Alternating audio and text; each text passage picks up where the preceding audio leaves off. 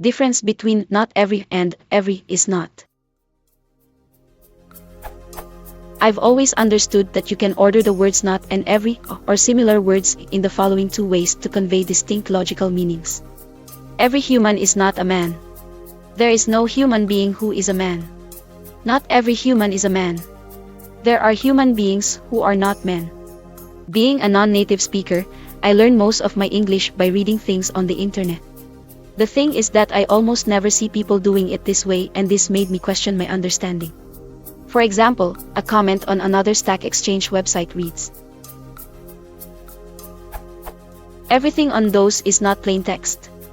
To my understanding, this sentence means that there is nothing on those that is plain text, but it is clear to me that the author of the message intended a different meaning. I would correct this sentence to, "Not everything on those is plain text." Am I correct, and is this mistake very commonly made, or do I have a fundamental misunderstanding of this sentence structure?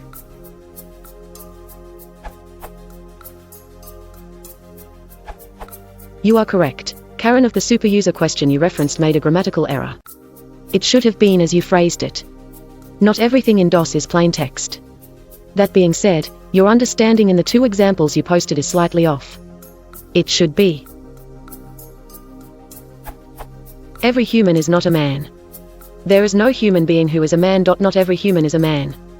There are human beings who are not men.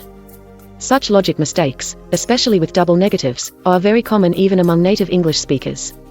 The fact that you are able to discern the intended meaning of Karan's comment, even with its incorrect phrasing, and your excellent grammar in this post tells me that you do not at all have a fundamental misunderstanding. On the contrary, your English seems quite good.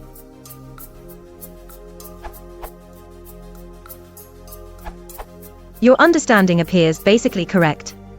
Also, the kinds of mistakes you have pointed out are indeed quite common. Note, however, that the second part of the following item is not equivalent to the first part. I've starred the second part to indicate its incorrectness as a translation of the first part. The first part does not imply that humans exist. Instead, it implies that if they do, then some of them are not men. The second part unconditionally asserts that human beings exist who are not men, a quite different statement. Not every human is a man. Asterisk, there are human beings who are not men. Edit. The error of equating the two parts is an example of an existential fallacy, and if there were no humans, it would be an example of a vacuous truth. The Wikipedia article about existential fallacies says, "The existential fallacy, or existential instantiation, is a formal fallacy. In the existential fallacy, we presuppose that a class has members when we are not supposed to do so, that is, when we should not assume existential import. One example would be, everyone in the room is pretty and smart.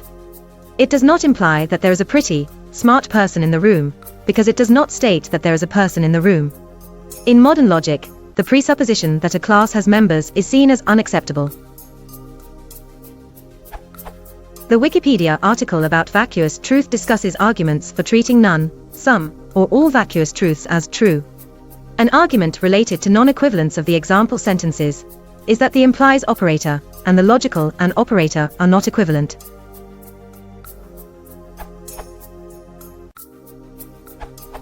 I am sorry, there seems to be some confusion here.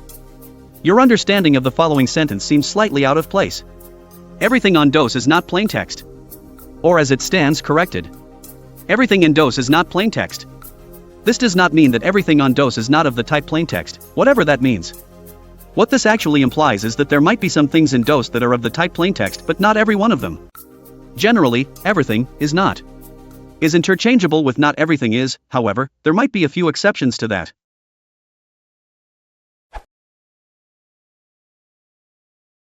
Transport channel.